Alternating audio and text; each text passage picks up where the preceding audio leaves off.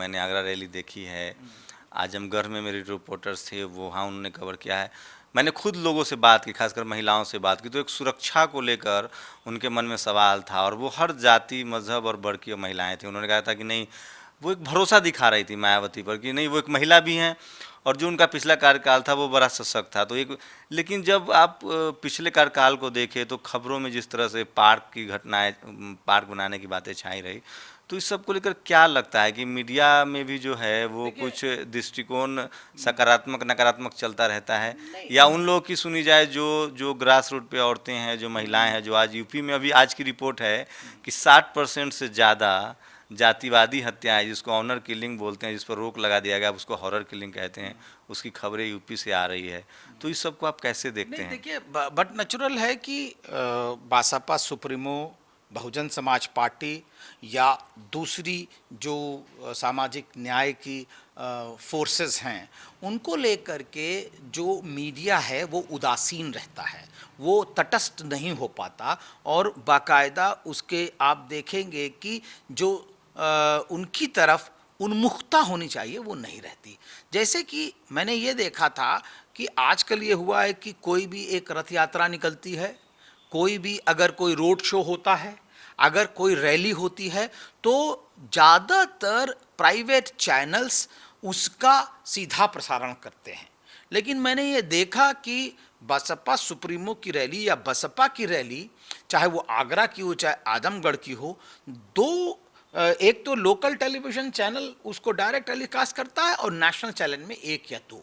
लेकिन उससे बड़ी बात यह है कि जिस दिन रैली हो जाती है उसके शाम को बैठ करके आरएसएस के, भाजपा के, कांग्रेस के और तटस्थ प्रकार के जो बुद्धिजीवी होते हैं और पत्रकार होते हैं, वो बैठ करके उसका एनालिसिस करते हैं और बाकायदा स्थापित करते हैं कि भाई इस रैली का महत्व क्या है।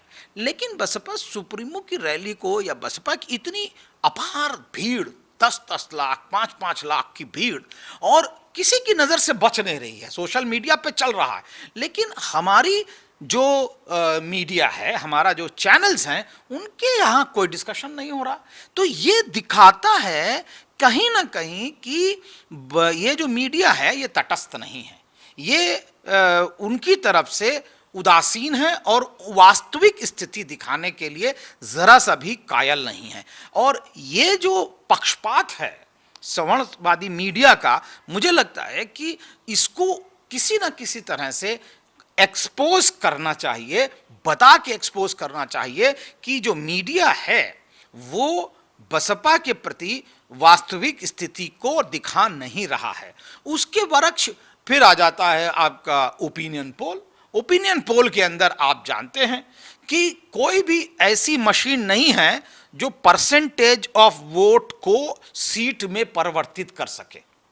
एक भी फॉर्मूला नहीं है। मैं समाजशास्त्री हूं, मैं सामाजिक विज्ञानी हूं, मैंने ऐसा कोई फॉर्मूला नहीं देखा है जो परसेंट ऑफ वोट को एग्जैक्टली सीट में बदल दे। मैं इसका एक एग्जाम्पल दे के आपको बताना चाहता हूं। 2009 के इलेक्शन में, ये केंद्र इलेक्शन के अंदर कांग्रेस को 18% वोट मिले थे। राष्ट्रीय स्तर लोकसभा के इलेक्शन की बात कर रहा हूं मैं।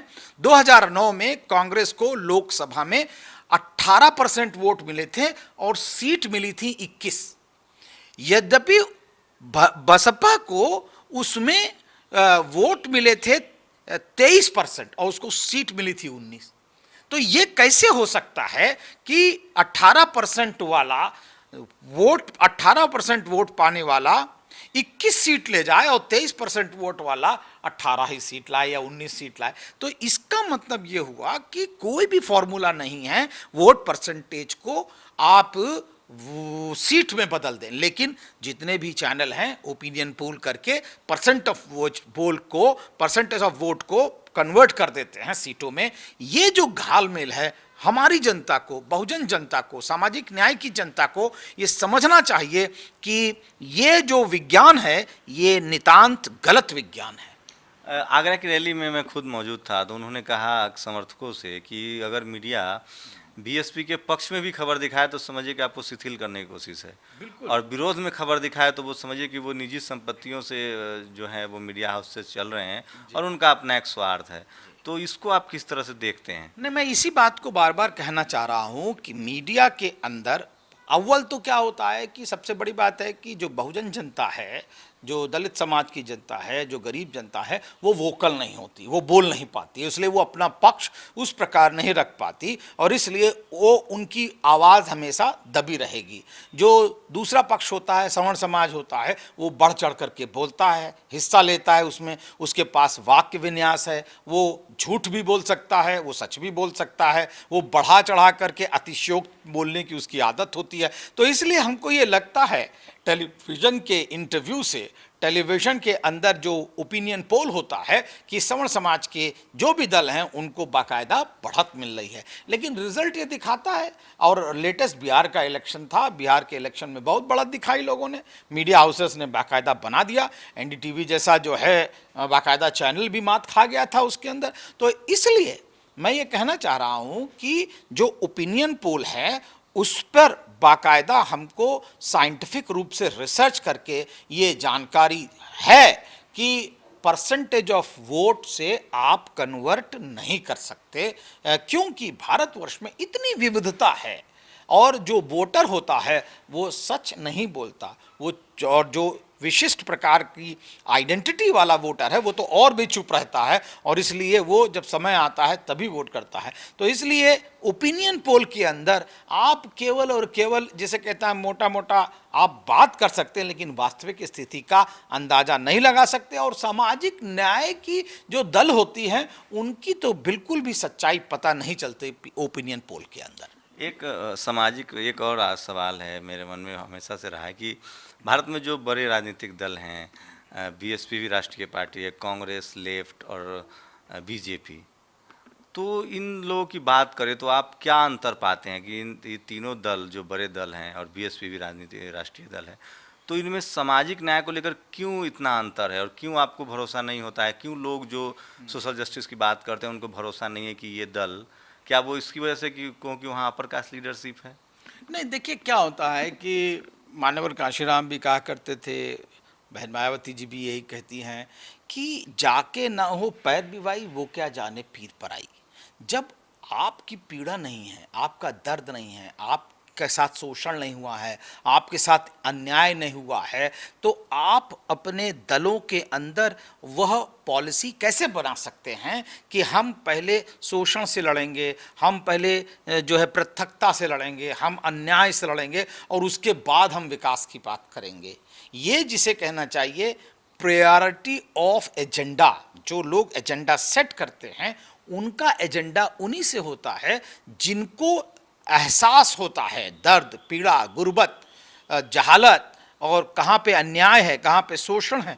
तो मुझे लगता है कि आपकी भाषा शैली उसी प्रकार बन जाती है जिस प्रकार आप वो भोगा हुआ सच आप अपनी पॉलिसी में परिवर्तित करते हैं। इसलिए ये विरोध दिखाई पड़ता है। बुलेट ट्रेन का सपना, विकास का सपना किसको दिखाया जा रहा है? किसी को मतलब पानी की दरकार है, शौचालय की दरकार है, शौचालय में सफाई करने वाले की दरकार है। प्रायोरिटी तो मुझे लगता है कि विकास के अंदर तभी आती है जब आपके चिंतन के अंदर जो शोषण है, सामाजिक न्याय है, वो दिखाई पड़े, तब आप अपनी पॉलिसी के अंदर उसको परिलक्षित कराते हैं। ये एक सामाजिक बात हो, समाज के स्तर पे देखें तो जो आज का सोशल मीडिया है, बहुत सारे माध्यम है लोग बात करें, उस पर आप देख रहे हैं कि सोशल जस्टिस के पक्ष में जो वो तमाम लोग जो अब तक हाशिए पर थे वो बात करें, तो इस बदलाव को आप कैसे देख रहे हैं? एक जो एकजुटता जो है, जो गरीबों की एकजुटता है, जाति आधारित शोषित लोगों की एकजुटता है, धार्मिक आधार पर जो अल्पसंख्यक लोग हैं उनकी एकजुटता है, वो आपको कुछ बढ़ता हुआ दिख रहा है, कुछ बदलाव दिख रहा है देश में? देखिए, सामाजिक न्याय की ताकतें जो सोशल मीडिया पर है वो दिखाई जरूर पड़ती हैं, लेकिन वहाँ पर भी बहुत सारे अलग अलग शेड्स हैं, उनकी अलग अलग छटा है। और पक्ष में और विपक्ष के अंदर आप देखेंगे तो लोग आज सामाजिक न्याय में ब्राह्मणवाद के खिलाफ, जो ब्राह्मणिकल फोर्सेस हैं, ब्राह्मणिज्म है, उसके खिलाफ तो बहुत बढ़ चढ़ करके हिस्सा लेते हैं, उसके अंदर बोलते हैं। लेकिन अगर आप सामाजिक न्याय की ताकतों के लीडरों के पक्ष में देखेंगे तो लीडर विशेष पर बोलने वाले नहीं मिलेंगे।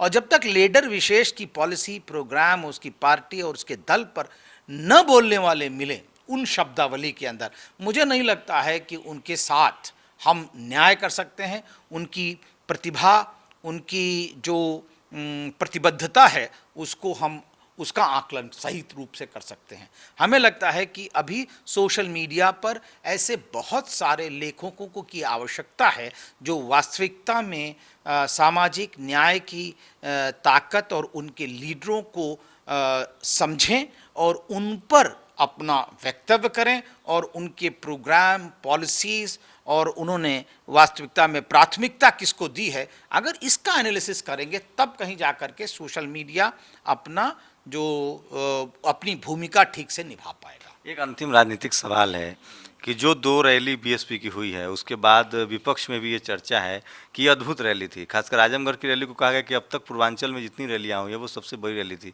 तो ये जो अभी चुनाव में काफ़ी लंबा वक्त है, तो इसको किस तरह से देखते हैं? ये जो पूरा है बीएसपी, क्या थोड़ी जल्दी में उन्होंने शुरुआत कर दिया कैंपेन, या फिर ये समय की मांग है कि वो इस तरह से लगातार रैलियों को कंटिन्यू करें? और विपक्ष किस तरह से इस रणनीति को देखने के बाद वो उसका क्या अगली रणनीति होगी? देखिए, मुझे लगता है जो रैलियां हैं वो बसपा की तैयारी को दिखाती हैं। बसपा संगठनात्मक रूप से और राजनीतिक तौर से उसका एजेंडा बिल्कुल क्लियर है और उसने एजेंडा सेट किया है। तो मुझे लगता है कि जब आप मैच को जीतने के लिए खेलते हैं तो आप विपक्ष की रणनीति का वेट नहीं करते, आप अपनी रणनीति पहले रखते हैं जिससे कि लोग रिएक्ट करें। अब इससे जो इतनी विशाल रैलियां हुई हैं, जो समुद्री रैली बसपा सुप्रीमो ने कहा, मैं इसको सुनामी कहता हूं।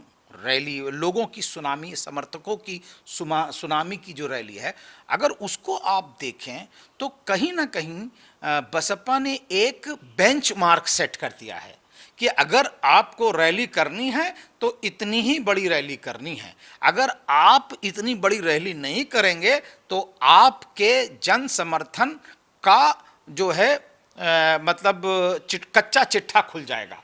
तो दूसरी पार्टियां अब क्या करेंगी, मुझे नहीं लगता है कि आने वाले समय में दूसरे दल अब रैली कर पाएंगे। वो दूसरे दल क्या करेंगे, अब वो कार्यकर्ता सम्मेलन करेंगे। रैली ही करने का है लेकिन वो नाम देंगे उसको कार्यकर्ता सम्मेलन, या फिर रोड शो करेंगे। रोड शो निकालेंगे कि भाई देखो, क्योंकि रोड शो के अंदर भीड़ का अंदाजा नहीं लगा सकते कौन अपना है कौन नहीं पराया, और अगर आप करेंगे और किराए की अगर भीड़ लाएंगे तो उसका भी जो है एकदम पर्दाफाश हो जाएगा। तो इसलिए बहुजन समाज पार्टी ने बड़ी रणनीति के आधार पर एक ऐसा एजेंडा सेट कर दिया है जिसमें विपक्ष अब रिएक्ट करेगा, अब उसके ऊपर उसकी प्रतिक्रिया होगी, क्रिया वो नहीं कर सकते।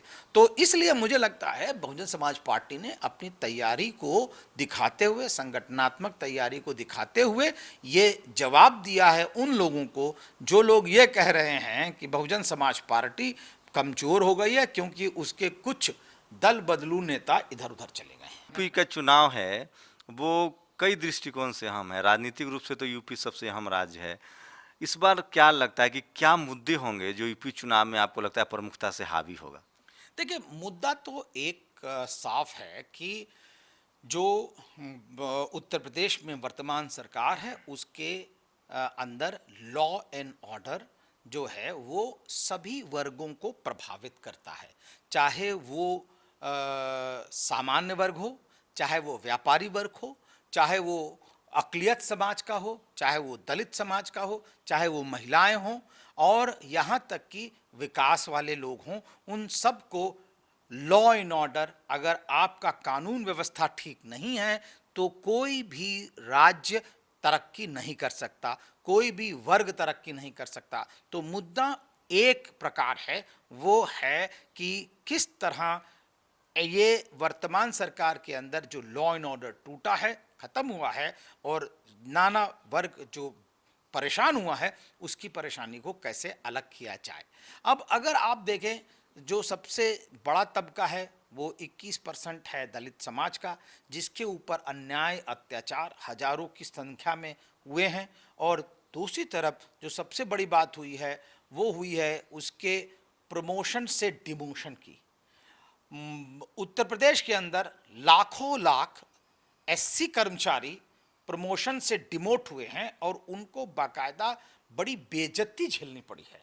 और इसलिए लोग ये चाह रहे हैं कि किसी प्रकार जो प्रमोशन में रिजर्वेशन है उसको अगर हमको लाना है तो केवल और केवल बहुजन समाज पार्टी एक ऐसी पार्टी है जो प्रमोशन में रिजर्वेशन को पुनः स्थापित कर सकती है।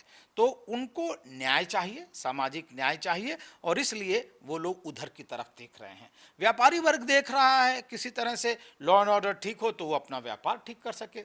जो लोग सांप्रदायिक दंगों से पीड़ित हुए, आपको पता होगा कि 23 से 24 दंगे तो खुद चीफ मिनिस्टर ने, जो वर्तमान चीफ मिनिस्टर, उन्होंने एक्सेप्ट किए। उन्होंने जो है ये कहा बाकायदा कि दंगे हुए, जिसके अंदर जो दंगे से पीड़ित सांप्रदायिक अक़लियत समाज के लोग हैं वो डरे हुए हैं, सहमे हुए हैं। वो चाहते हैं कि किसी प्रकार से सुरक्षा उनको मिले।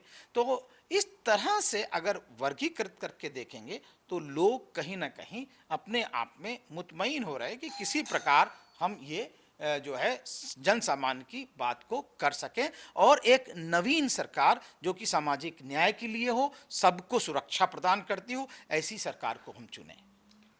भारत में अगर आप रहते हैं तो आप इन सब बातों से इनकार नहीं कर सकते। और प्रोफेसर विवेक कुमार बहुत बड़े समाजशास्त्री हैं, सोशल साइंटिस्ट हैं। तो इस बात को समझिए, देश की आज़ादी के इतने साल बाद भी सबके पास विकास नहीं पहुंचा है।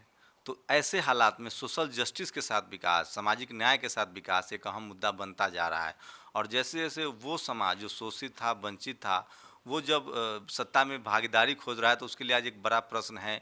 और जिस तरह से बिहार का चुनाव पिछड़ा बनाम अगरा हुआ, जिस तरह से सोशल जस्टिस की बात हुई, यूपी चुनाव पर भी लोगों की नज़र है।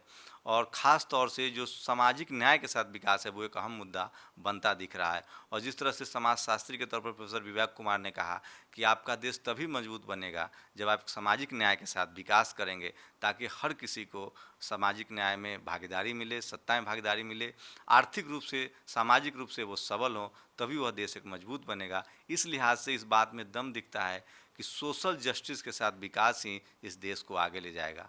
कैमरामैन रैन के साथ शंभू कुमार सिंह, नेशनल दस्तक, दिल्ली।